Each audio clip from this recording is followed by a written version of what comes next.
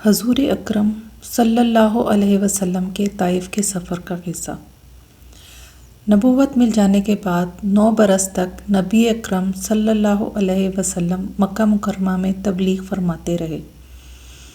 اور قوم کی ہدایت اور اصلاح کی کوشش فرماتے رہے،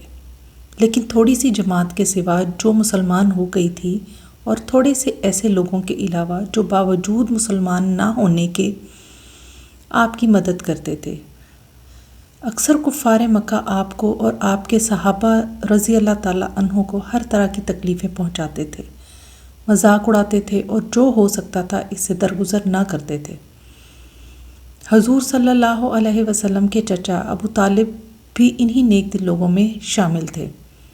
جو باوجود مسلمان نہ ہونے کے حضور صلی اللہ علیہ وسلم کی ہر قسم کی مدد فرماتے تھے۔ 10ویں سال میں جب ابو طالب کا بھی انتقال ہو گیا تو کافروں کو اور بھی ہر طرح سے کھلے مہار اسلام سے روکنے اور مسلمانوں کو تکلیف پہنچانے کا موقع ملا۔ حضور اقدس صلی اللہ علیہ وسلم اس خیال سے طائف تشریف لے گئے کہ وہاں قبیلہ ثقیف کی بڑی جماعت ہے، اگر وہ قبیلہ مسلمان ہو جائے تو مسلمانوں کو ان تکلیفوں سے نجات ملے اور دین کے پھیلنے کی بنیاد پڑ جائے۔ وہاں پہنچ کے قبیلہ کے 3 سرداروں سے جو بڑے درجے کے سمجھے جاتے تھے گفتگو فرمائی اور اللہ کے دین کی طرف بلایا اور اللہ کے رسول کی یعنی اپنی مدد کی طرف متوجہ کیا۔ مگر ان لوگوں نے بجائے اس کے کہ دین کی بات کو قبول کرتے یا کم سے کم عرب کی مشہور مہمان نوازی کے لحاظ سے ایک نوارد مہمان کی خاطر مدارت کرتے، صاف جواب دے دیا اور نہایت بے رخی اور بد اخلاقی سے پیش آئے۔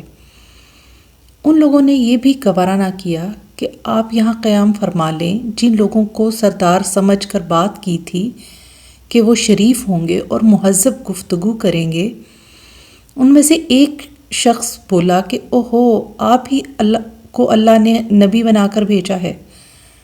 دوسرا بولا کہ اللہ کو تمہارے سوا اور ملتا ہی نہیں تھا کوئی جس کو رسول بنا کر بھیجتے۔ تیسرے نے کہا کہ میں تجھ سے بات کرنا نہیں چاہتا، اس لیے کہ اگر تو واقعی نبی ہے جیسا کہ دعویٰ ہے تو تیری بات سے انکار کر دینا مصیبت سے خالی نہیں، اور اگر جھوٹ ہے تو میں ایسے شخص سے بات نہیں کرنا چاہتا۔ اس کے بعد ان لوگوں سے نا امید ہو کر حضور اکرم صلی اللہ علیہ وسلم نے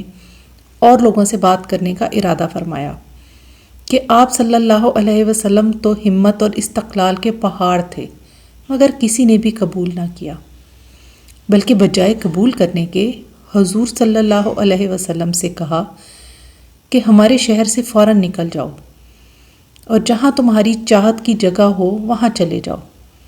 حضور صلی اللہ علیہ وسلم جب ان سے بالکل مایوس ہو کر واپس ہونے لگے تو ان لوگوں نے شہر کے لڑکوں کو پیچھے لگا دیا کہ آپ صلی اللہ علیہ وسلم کا مذاق اڑائیں، تالیاں پیٹیں، پتھر ماریں، حتیٰ کہ آپ صلی اللہ علیہ وسلم کے دونوں جوتے خون کے جاری ہونے سے رنگین ہو گئے۔ حضور اقدس صلی اللہ علیہ وآلہ وسلم اسی حالت میں واپس ہوئے۔ جب راستے میں ایک جگہ ان شریروں سے اطمینان ہوا تو حضور صلی اللہ علیہ وسلم نے یہ دعا مانگی: اے اللہ، تجھی سے شکایت کرتا ہوں میں اپنی کمزوری اور بے کسی کی اور لوگوں میں ذلت اور رسوائی کی۔ اے ارحم الراحمین، تو ہی ضعفاء کا رب ہے اور تو ہی میرا پروردگار ہے۔ تو مجھے کس کے حوالے کرتا ہے؟ کسی اجنبی بیگانہ کے جو مجھے دیکھ کر ترش رو ہو اور منہ چڑھاتا ہے، یا کسی دشمن کے جس کو تو نے مجھ پر قابو دے دیا ہے؟ اے اللہ، اگر تو مجھ سے ناراض نہیں ہے تو مجھے کسی کی بھی پرواہ نہیں ہے،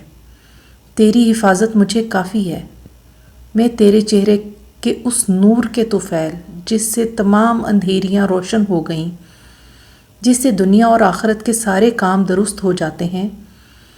اس بات سے پناہ مانگتا ہوں کہ مجھ پر تیرا غصہ ہو یا تو مجھ سے ناراض ہو۔